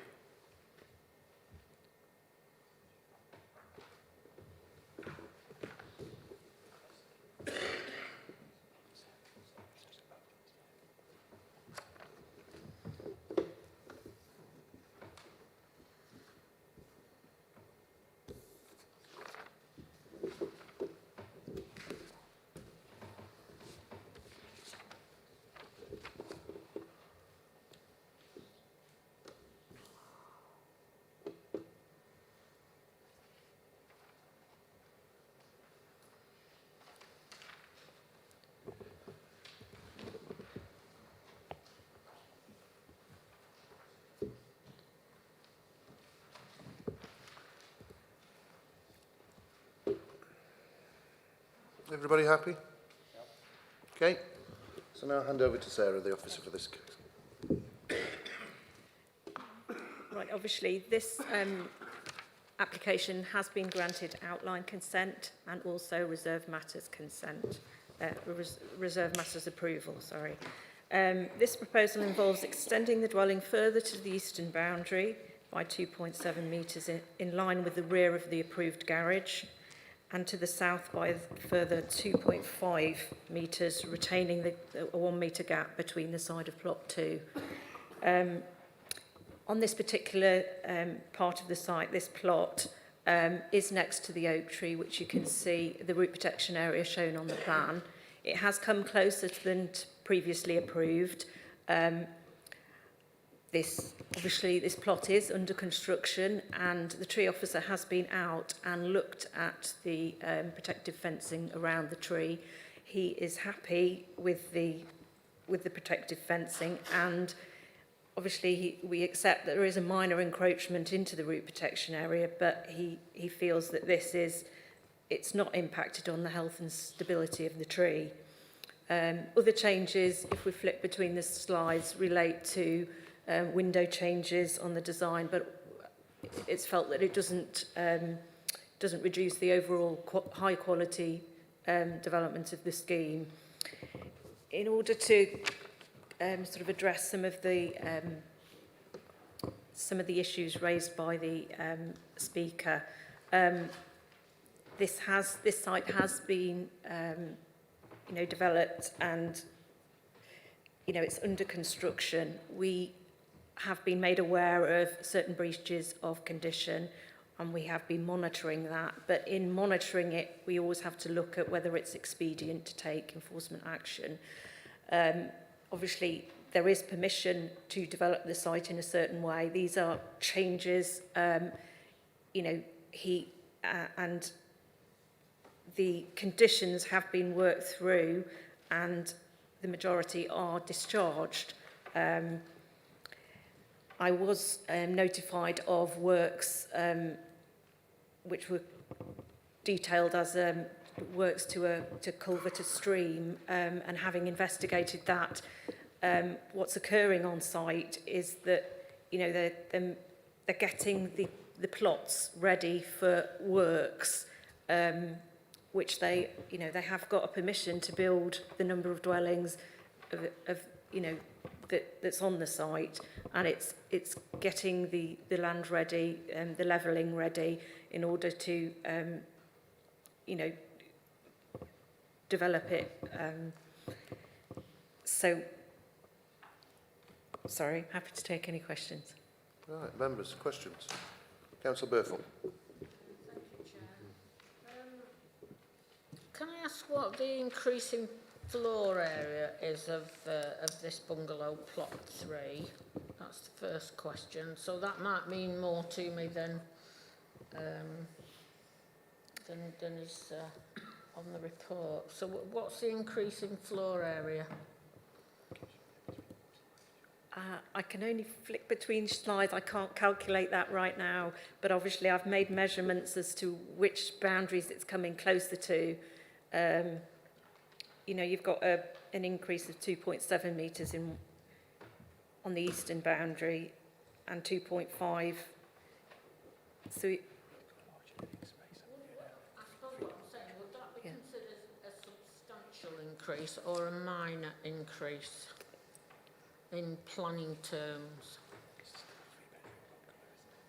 It's still a 3-bedroom bungalow, so was it always 3 bedrooms? Yeah, if I could just come in at that point, Councillor Burfoot. I think if you look at the original approved layout of this particular plot, you can see there you've got 3 bedrooms, albeit the third bedroom is a single bedroom, we describe as a box room. You've got a modest amount of living accommodation. The revised proposal is still for a 3-bedroomed bungalow, and but those bedrooms are double bedrooms. You've got slightly larger living area. So in terms of housing mix, it's still a 3-bedroomed property. I think in accepting the application, we acknowledge that it's a materially different scheme. So we're saying it is materially different, but what we're not saying is that the changes that have been made are unacceptable in planning terms. So if we were to take enforcement action, if we were to recommend refusal if we were recommending refusal of this application, if we didn't feel that the changes were acceptable in planning terms, then we'd have to take enforcement action. But our assessment of this application, we feel that it's the design of the bungalow is still in tune and in keeping with the design concept and the layout and the development that's been approved. We feel that the impact on neighbouring properties is acceptable, the impact on the tree is acceptable, and all other matters have been addressed and considered and deemed to be acceptable, hence why we're recommending approval of this application. The next question really is about this oak tree. How are we going to protect this oak tree? There seems to be a bit of a contradictory view from our tree officer, but also from Councillor Butler, who's obviously one of our district councillors and would appear to know what he's talking about. So, has the tree got a TPO on it? And if not, could we put one on it? Because I just get the feeling that at some point in the future, either there will have been damage to this tree or the residents are going to want it down. it is protected by a tree. Yeah, It is? It is, yeah. Okay, thank you. And obviously it has got protective fencing around it, which the tree officer considers to be adequate to protect it during construction. So how, if I may come back to you, how do we reconcile what the tree officer's saying with what Councillor Butler seems knowledgeable enough to have the point of view that that seems to say that it's not enough? We're accepting there has been an incursion within the root protection area, which is the circle. We're accepting that, but the tree officer has looked in detail at where the roots are, etc., and feels that the tree's health and stability wouldn't be affected by the development on site. Thank you. Councillor Purdy. Thanks, Chair. Well, I would suggest we should follow the advice of our tree preservation officer, actually. Chair, it always worries me when we get changes like this. We've had other cases which have got much, much worse and seem to have gone beyond control. So you think either the architects got it wrong or the builders got it wrong, or they found something when they started digging that forced the change. Can you assure me, please, that there will be consistent enforcement observations on this site and make sure that the conditions are conformed to? I can reassure you, Councillor Purley, that our tree officer, if it's mainly the tree that you're concerned with, or if it's adherence to all planning conditions that relate to this application, but just to reassure you that our tree officer actively goes out and looks at all live construction sites, so big housing developments, including a site of this scale and nature. He would go out and he would regularly inspect the tree and make sure the tree protection fencing is in the right location, the construction that's been approved within any root protection area is in accordance with any recommendations in an arboricultural assessment or report. So that will happen. I think Sarah's already indicated that we have now more or less discharged the majority of conditions which relate to this application, but we will work hard to make sure all outstanding conditions have been fully addressed. And especially the hours of work. Thank you. Thank you. Councillor Buttle. Yeah. Aren't we kind of setting a precedent here if we say you can start nibbling away at the roots? And isn't that really not a very helpful thing to do? Because once we do one, then we can do another, and then someone else can take another little nip out from the other side, and we're going to end up with no tree. If we refuse this application, what happens? If we refuse this application and we don't have sound reasons upon which to do so, we run the risk that the applicant will go, well, the applicant would become the appellant, wouldn't they? They would go to appeal, and an inspector would make a decision based on development plan policies and any other material consideration. We've made that assessment and we deem this application to be in accordance with our policies, our development plan, and therefore we should be supporting this application in officer's opinion. So if you were minded to refuse the application, you'd have to have sound planning reasons to do so. Going back to your comment about incremental impact, if you like, within the root protection area of a tree, there is some tolerance, and our tree officer is experienced in considering construction works within root protection areas and the impacts on trees, and he feels that the activity and the construction work that's happened within the root protection area of the tree is significant, but it's not of so significant a magnitude to cause long-term issues to the tree in terms of its health and stability. And he's clearly explained that in his assessment, and we're satisfied that that assessment is robust and is something that we should be listening to and following. Did we not do exactly the same thing when we applied a tree protection order on a building site on the north end of Ashbourne, where it ended up just being a ball of roots on the side of the road, and then we had to have the top taken off it? We do need to take this seriously, I think, and I would think that there is a reasonable reason to refuse this. Just saying. Just, I don't think that's acceptable. Yeah, I think you'd have to have some evidence or some information as to why you felt that the development that's taken place within the root protection area is so significant to be detrimental to that particular tree. It has to be that particular tree. We're not setting a precedent here that we can take snips out of them. No, it's got to be related to the development on the ground, and the constraint in this case is the tree. So it'd have to be specific, site-specific in this case. Thank you. Okay, Councillor Cruz. I just want to come back to the root protection area. I guess the root protection area is there for a reason. It is a specific measurement. At what point does it become non-allowable? Where is the line? Because it seems like we're using judgment here rather than any science. Yeah, Chris will. There will be construction information in relation to activity that's taking place within a root protection area. We have the benefit here in that the development's taken place. Chris has been able to inspect the footings that have been put in and assess the impact of those footings on the health and well-being and stability of the tree.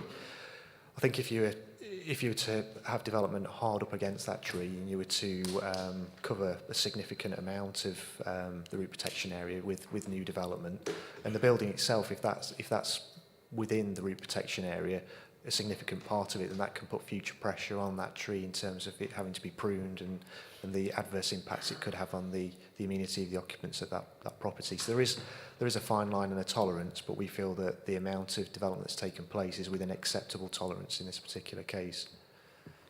Just another follow-up question. I picked up there were some issues around drainage and concerns around drainage.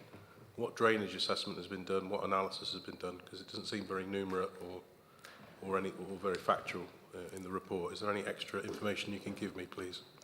All I can say is that there was a land drainage scheme that was approved in respect of the original development, and the condition relating to that has now been discharged by the lead local flood authority, so they're satisfied that an appropriate land drainage scheme to serve this development can be implemented, and the applicant will need to make sure that they do implement that scheme going forward, and that's something we'll need to monitor. The difficulty is with live construction sites and construction generally is that during the construction phase, that approved drainage system might not be in place at that point, and there might be a requirement to divert water to a particular location and attenuate it on site. We sometimes control that, but it's not always the case, and I don't think that happened in this particular instance, but there is an approved land drainage scheme for the completed development that the developer will have to adhere to. Okay, the last on my list for questions is Councillor Gamble. Sorry, just for clarity for me, do I take it that all of this estate has been built and we've got 3, 5 and 6 here because they're the ones that have been built out of line with the permission? So are the others all built in line with the permission? If you just look at the photos on the screen, you can see the stages that the stage that the development's reached in terms of construction of some of the plots. So the footings for the built dwellings, as far as I understand it, are in place, and we're looking now at, well, some of the plots are coming out of the ground, if you like. You see the scaffold there to one of those plots. Any reason we didn't have a site visit so we could see this for ourselves, or? It's been, obviously, we've been on site when we granted it outline and reserve matters, so. Oh, right, well, obviously I wasn't on the committee then, so I didn't. And then just a question back to the tree, really, looking at it from the opposite perspective. What if this tree growing on this plot 3 starts to damage the house, that its roots are going obviously into that plot, and you've got a tree protection order? What would happen if something happens to that house? You can rest assured that a building inspector looking at development on this site would look at that tree and think, well, we need to make sure that the footings for this property are designed in a manner which will ensure that that tree and its roots will not cause damage to the building. So, for example, in close proximity to a tree, you might only have to, with strip footings, you might only have to go 1 metre deep. But if there's roots and a mature tree next to the building, then you'd be going probably 3-4 metres deep, or you'd have to have a footing design and construction that was robust enough to support the property without the root system causing damage to it. And has that happened at plot 3? We'd have to, it won't get building regulations approval, they'll have to adhere to building regulations, and one of the things they'll look at is proximity of that particular plot to a mature tree. So has it passed building regs? I'm just thinking usually building regs come round at footing stage, don't they? Have buildings been round at footing stage and passed it? I'd have thought so, any developer. You don't know so though? But I think the developer's not going to risk building some houses without getting building regulations approval, because they wouldn't be able to sell them. You wouldn't be able to sell the property without building regulations approval, or no one would buy it. It'd come up in searches. Have they got, because we haven't had a site visit, obviously I don't know what stage the buildings are at. Are they beyond footings now? So they're at a stage where any footings inspection would have taken place? Yeah, the building inspector will have been out and will assess the footings. They'll be fit for purpose based on the circumstances and the proximity of that particular plot to the tree. Photos really show that. Thank you. Okay, thank you. So now I'm going to move into debate. Councillor Fitzherbert. Thank you very much. Well, I think, we've discussed the tree, And it says on page 55, in my opinion, from the arboricultural tree officer, in my opinion, the encroachment is very minor and insensitive in terms of impact, the health and stability of the tree. I'd like to move this application, please, but go to page 59 and emphasise condition 13, which the speaker so eloquently said in his 3 minutes. The no works of construction to take place outside of those particular following hours. I think that's important. Thank you. Okay, thank you very much. Councillor Lees. Yeah, thank you, Chair. I'm happy to second this application along the same lines as Councillor Fitzherbert there. Okay, thank you very much. Anybody else want to speak in debate? Councillor Burfoot.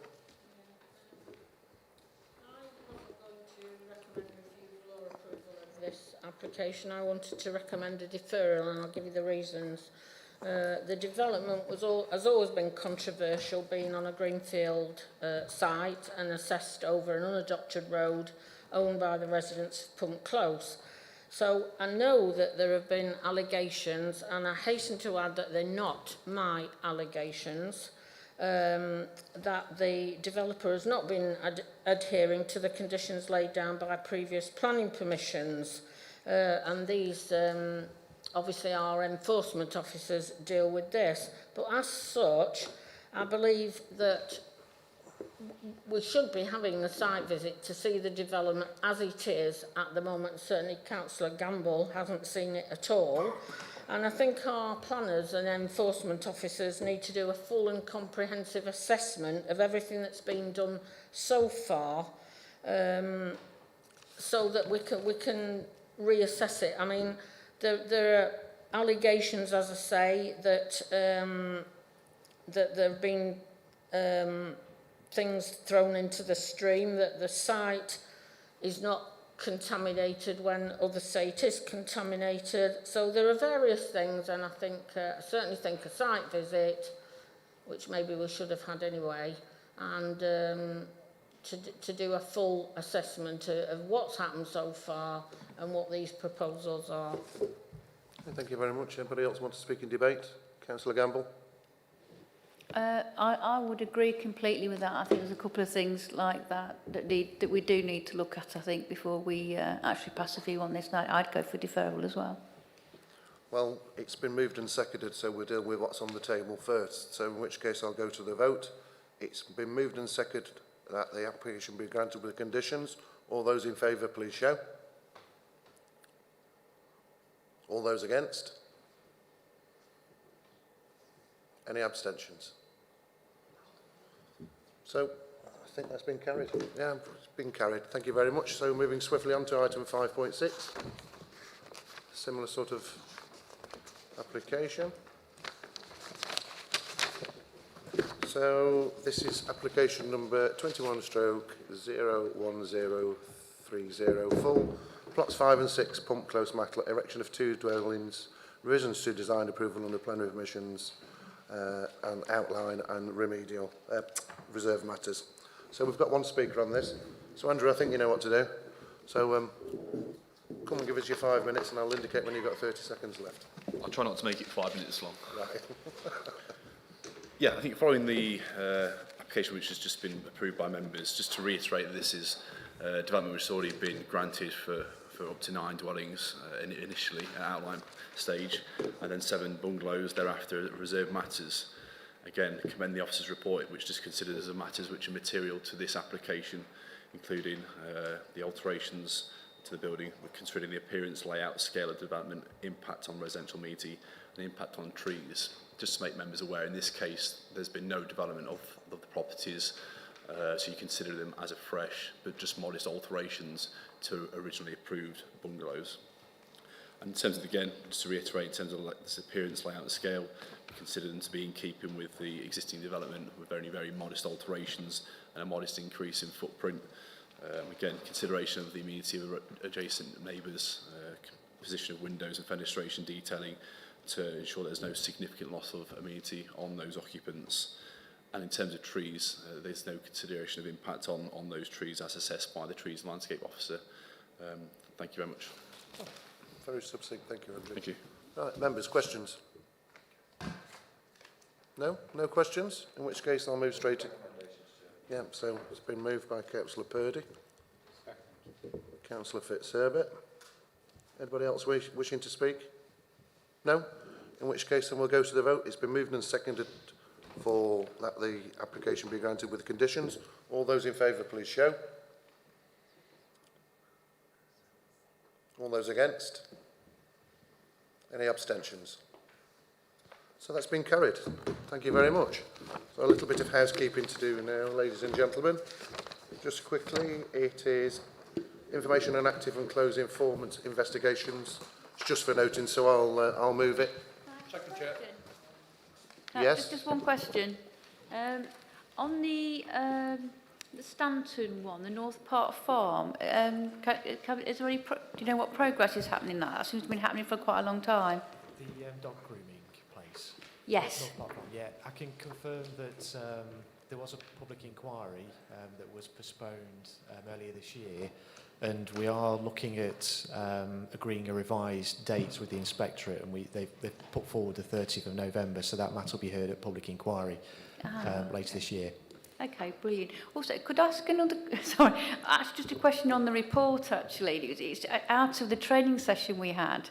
When I saw notice issued, put down, from the training it appeared you could have a positive notice and a negative notice. In future, would it be possible for us to know whether it's a positive or a negative notice on there? An enforcement notice is a notice, and that report is automatically generated from a programme that we use, and it just recognises when a notice has been served on a particular item. We won't be able to change the nature of that notice, just that a notice has been served. Oh, no, I mean, for us to know what sort of notice it was. Yeah, the system isn't sophisticated enough to be able to provide that level of information. So a notice, for example, on anything that's on that list, a notice could be a planning contravention notice, it could be an enforcement notice, it could be a requisition for information even. It just all comes under that umbrella of notice. Right. Okay, thank you. Okay, so it's been moved and seconded for noting. All those in favour, please show. All those against? Any abstentions? So that's been carried. And item 7, Appeals Progress Report. Chris, is there anything you want to add to this report?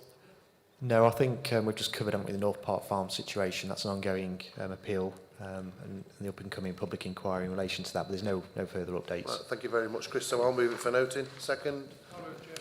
Councillor Donnelly. All those in favour, please show. Thank you very much, and that concludes our business. Thank you very much, everybody.